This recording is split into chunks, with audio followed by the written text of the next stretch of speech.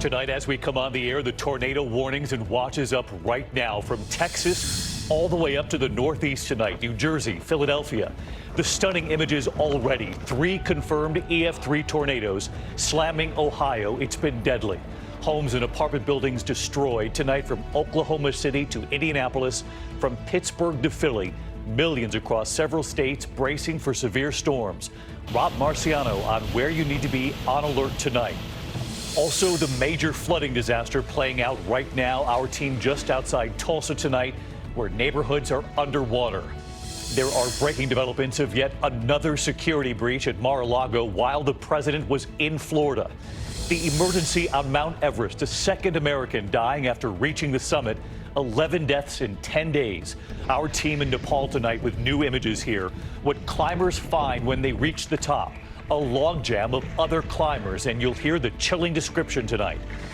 Former Vice President Joe Biden responding to President Trump tonight after the president targeted Biden while overseas, agreeing with Kim Jong-un. The driver bringing a man to the hospital when the alarming moment happens, the man apparently attacking him for not getting him to the hospital quickly enough. The news conference moments ago, the woman who survived 17 days lost in the woods. What did she eat and how she slept in a boar's den? And the Memorial Day visitors who left this behind. The outrage tonight, over 10 tons of trash. This is ABC World News Tonight with David Muir.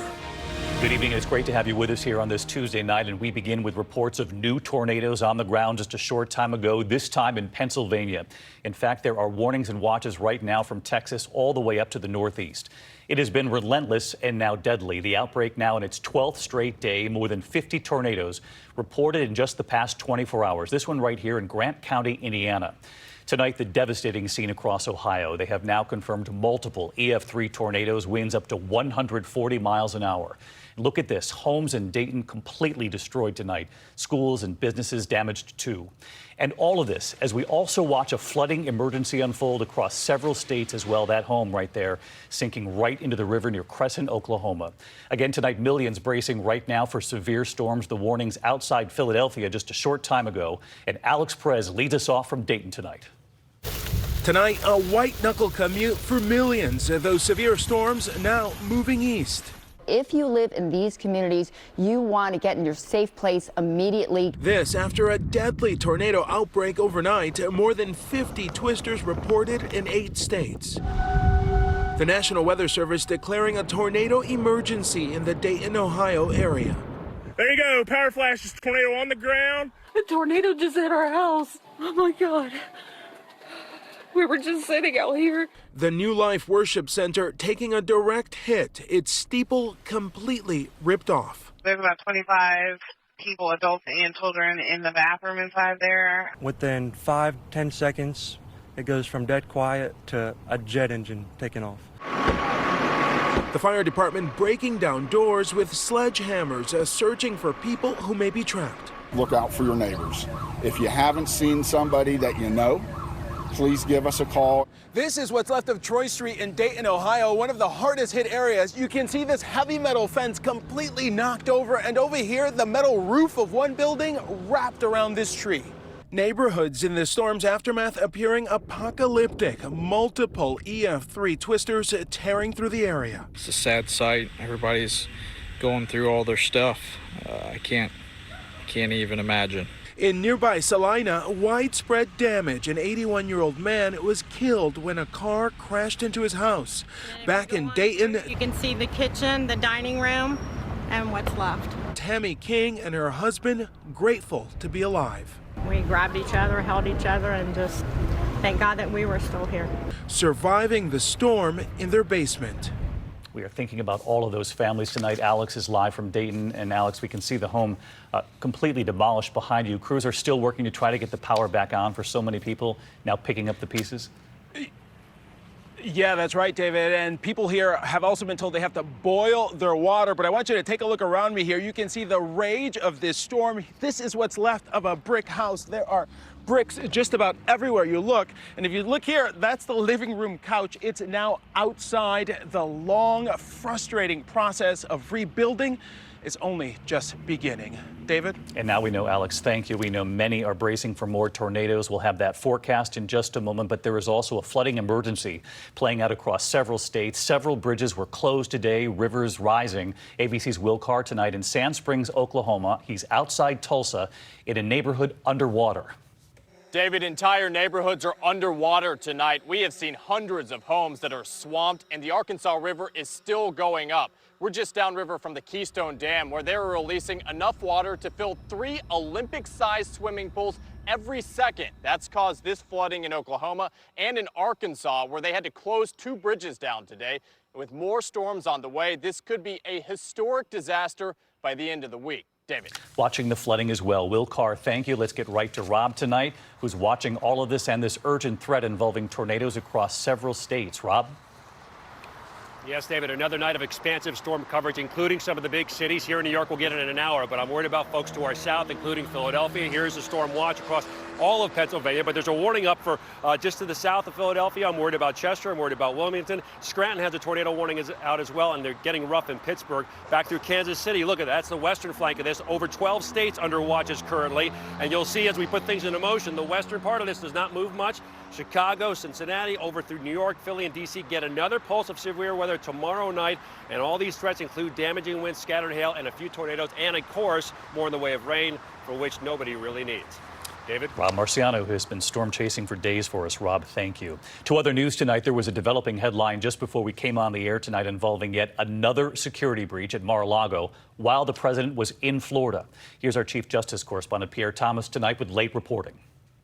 Tonight, a college freshman admits to illegally getting into Mar-a-Lago Resort while the president was there last Thanksgiving, telling the judge, according to the Palm Beach Post, "I wanted to see how far I could get." Apparently pretty far.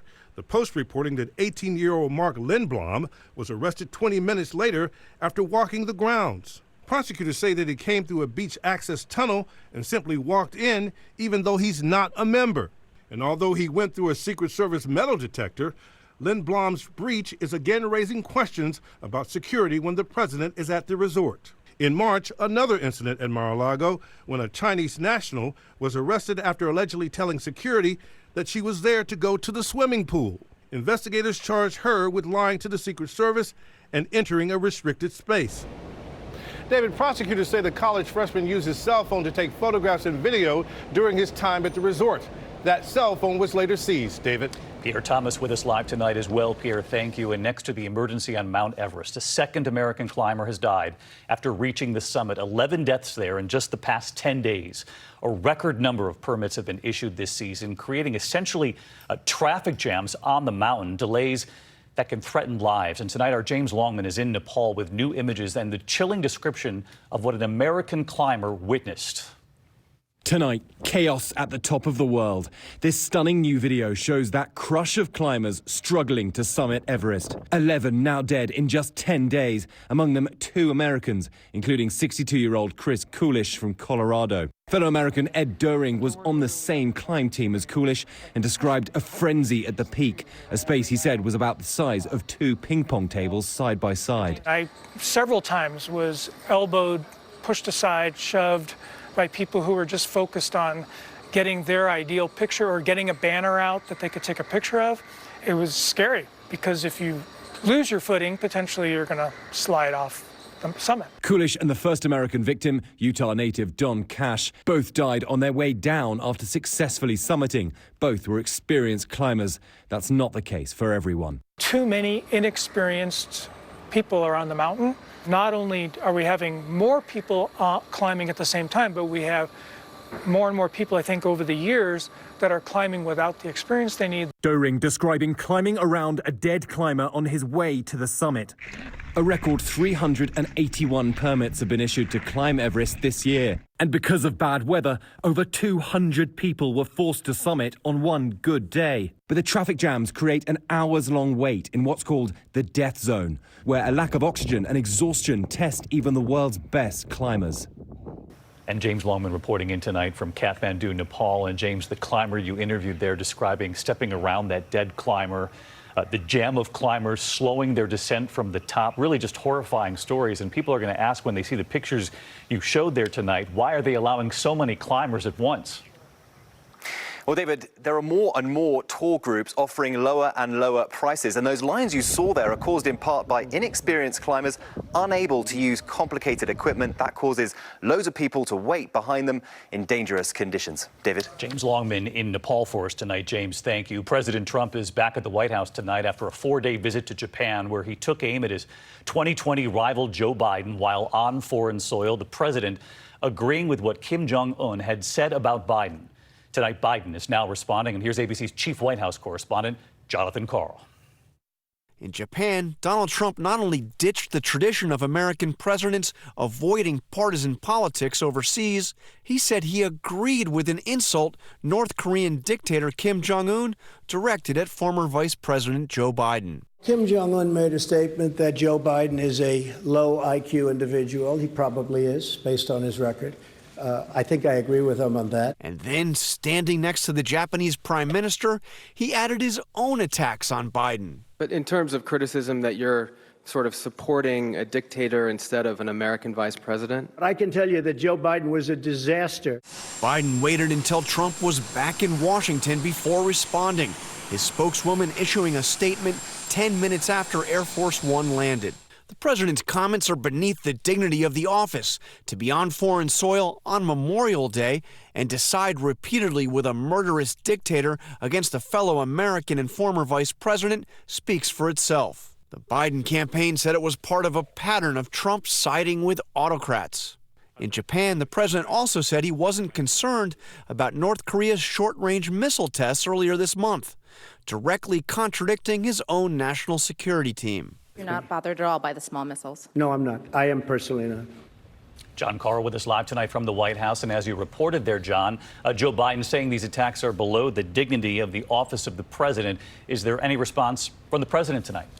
Well, I asked the president about those comments as soon as he got back here this afternoon to the White House. No response. But just minutes ago, David, he was back on Twitter again insulting Joe Biden, making no apologies for what he said in Japan. In fact, repeating almost word for word what he said about Biden back there. The 2020 race is here. John Karl, thank you. There are new developments tonight in the widening debate over abortion in this country. Missouri's only abortion clinic could close Friday because the state is threatening not to renew its license. Planned Parenthood, which operates the clinic, reports the state says it is investigating, quote, a large number of possible deficiencies. It comes days after Missouri's governor signed a new law that bans abortions after 8 weeks with no exceptions. And tonight, the Supreme Court has issued a two-part ruling on Indiana's anti-abortion law, upholding its requirement that fetal remains be buried or cremated, but keeping in place a lower court ruling that blocked the law's ban on abortions motivated by race, sex, or disability of the fetus. Next tonight, here to the alarming scene, a Lyft driver attacked here in New York City by a passenger he was taking to the hospital. The man apparently angry he wasn't driving fast enough. It is difficult to watch, and there is an investigation now. Here's ABC's Lindsay Davis.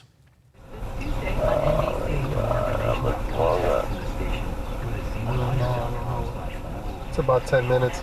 An impatient Lyft rider gets physical, and tonight he is wanted by police. In this newly released dashcam video, you can see the man pummeling his driver, Eduardo Madiedo. The driver picked up 2 passengers in New York City on Thursday. Drive faster, please. Throughout the ride, the male passenger appears to be in pain, complaining they aren't getting to the hospital fast enough. I'm sorry, man. I can't get in front of the cars that are in front of me.